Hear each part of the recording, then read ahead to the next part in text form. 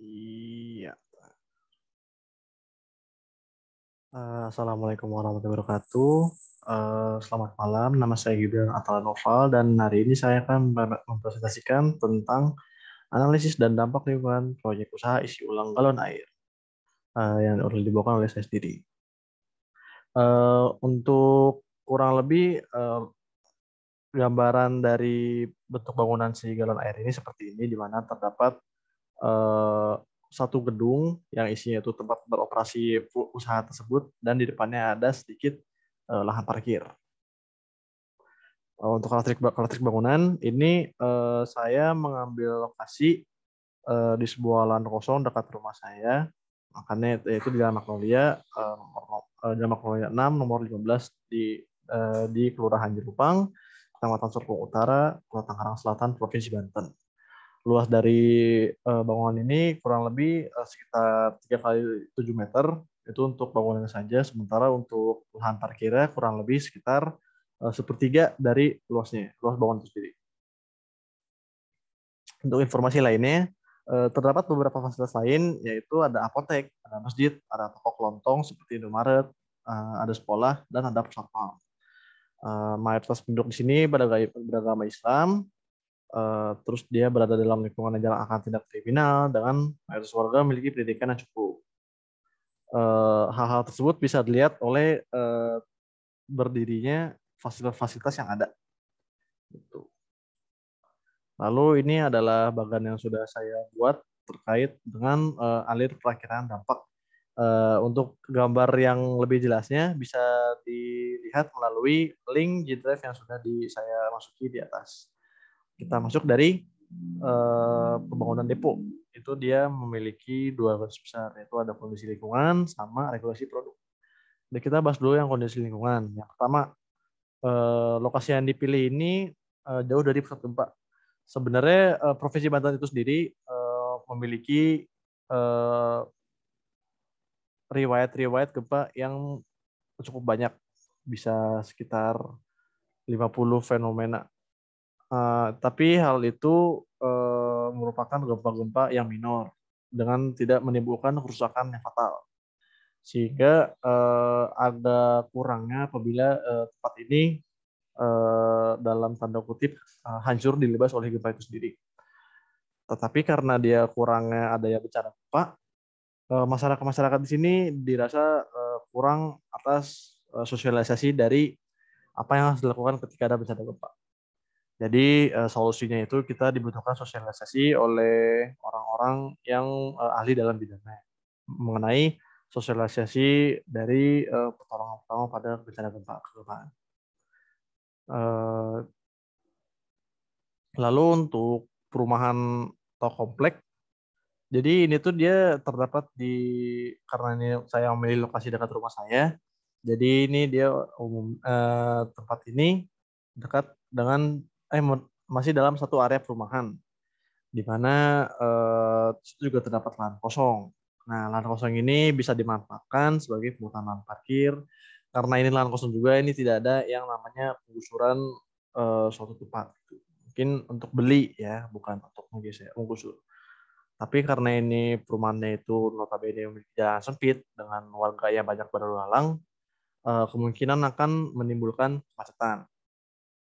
Nah, kemacetan di sini bisa diatasi dengan adanya orang yang mengatur mengenai lalu lintas tersebut.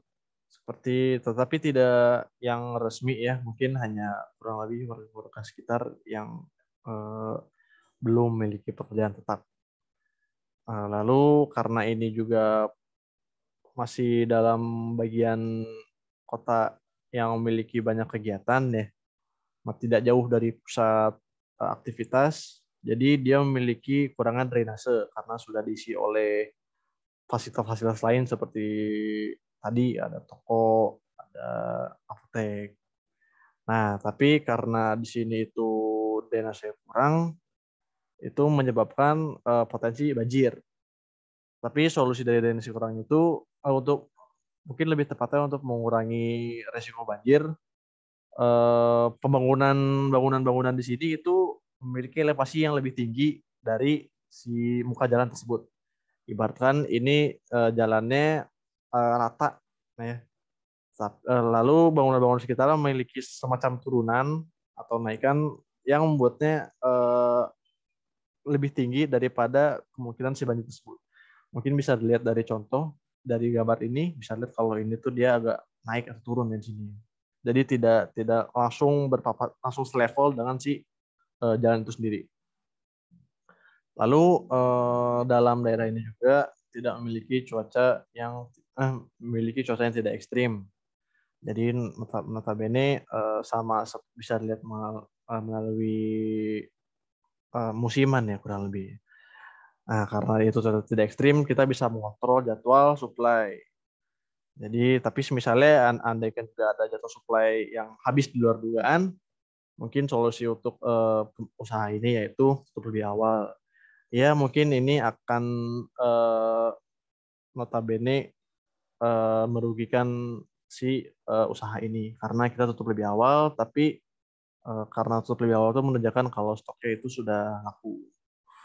Ekspektasi pengunjung juga kita bisa tahu ini kalau misalnya lagi ada musim-musim hujan, jadi mungkin kita bisa berekspektasi kalau si pengunjungnya ini bakal sedikit ya.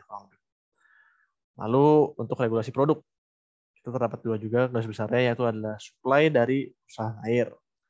Nah, ini kita sebagai tempat yang hanya mengisi air saja, kita memiliki sumber pasokan air. Di mana kita mendapatkannya, kita tidak langsung mendapatkan dari gunung, tetapi kita mengambil melalui PDAM. Nah, di sini PDAM yang diambil itu adalah di cabang Serpong. Kurang lebih jaraknya itu sekitar 10 km. Nah, dari jarak itu juga terdapat beberapa probabilitas yang mungkin terjadi.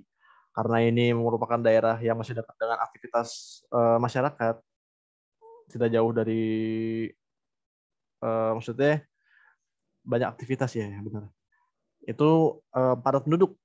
Nah, semakin padat penduduk itu juga probabilitas adanya terjadi kecelakaan ketika eh, pengantaran supply itu semakin besar. Untuk hal itu, kita memerlukan perencanaan waktu supply. Jadi semakin umumnya itu semakin malam itu semakin sedikit aktivitas yang terjadi. Nah, jadi untuk waktu penyuplainya mungkin agak direkomendasi kalau malam-malam saja. Karena kalau siang masih banyak warga yang berlalu lalang ya. Gitu. Lalu untuk yang kedua itu ada penumpukan galon. Di sini penumpukan galon maksud adalah karena kita itu usaha pengisian galon, jadi kita hanya menerima galon, dititipkan lalu kita isi, lalu nanti ada orang tersebut maka ngambil. Nah, tapi dengan adanya penumpukan galon itu tersebut membuat kita untuk mengurangi ruang kerja di depo. Karena ruang kerja tersebut sudah diisi oleh adanya tumpukan galon. Nah, untuk mengurangi hal tersebut itu dibutuhkanlah peraturan khusus. Jadi bukan tidak boleh sebar orang, ada batas minimalnya, ada batas maksimalnya beberapa galon yang bisa dititipkan oleh depo depo ini agar tidak terjadinya penumpukan yang melebihi kapasitas. Lalu dampak positif yang ditimbulkan itu ada tiga. Yang pertama terpenuhnya kebutuhan harian air galon bagi warga sekitar.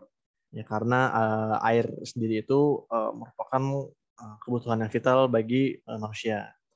Yang kedua, membuka lapangan pekerjaan tanpa memerlukan keahlian khusus. Di sini terdapat 3 lapangan pekerjaan. Yang pertama itu ada staf dari usaha air galon itu sendiri. Itu dia bekerja sebagai yang buat ngisi galon, yang buat ngebersihin galon, atau mengantarkan galon.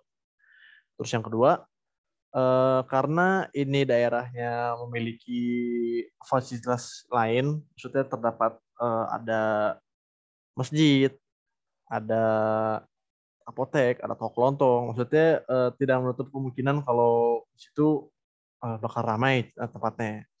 Jadi mungkin kita dibutuhkan sebagai orang yang bisa eh, mengatur lalu lintas. Seperti yang saya bilang tadi, tidak usah harus yang resmi. Mungkin bagi orang-orang yang kelas agak menengah ke bawah yang bisa mengisinya. Lalu yang ketiga itu terdapat beberapa mungkin kita bisa sebut sebagai reseller. Jadi itu si tukang air galon ini orang yang menyuplai air galon ini dia menyuplai secara banyak nanti dia dijual lagi dengan harga yang lebih mahal. Nah, untuk yang ketiga, menjalin hubungan silaturahmi antara pembeli dan penjual. Karena si air galon ini merupakan kebutuhan yang vital, jadi kita bisa mengekspektasi bahwa orang-orang itu saja yang setiap hari rutin udah seperti sebutannya Patreon ya. Jadi dia tuh pelanggan setia lah kurang lebih bahasanya. Jadi kita semakin semakin sering ketemu, semakin banyak interaksi, semakin dekat. Jadi ya intinya menjalin hubungan silaturahmi. Itu dampak positifnya. Dampak negatif yang ditimbulkan itu yang pertama keramaian pada daerah tersebut meningkat. Bisa diulangi lagi, saya tekankan lagi bahwa daerah tersebut itu memiliki banyak tempat-tempat umum lainnya seperti apotek, seperti masjid, atau seperti toko kelontong. Jadi ya bisa dipastikan bahwa tempatnya akan semakin ramai. Kedua, mengurangi lahan dan mengurangi kadar oksigen. Yang saya maksud sini adalah tadi memang ada lahan kosong, tapi sebenarnya lahan kosong itu bisa digunakan atau dimanfaatkan untuk pembangunan tanaman atau tumbuhan sebagai penyuplai oksigen.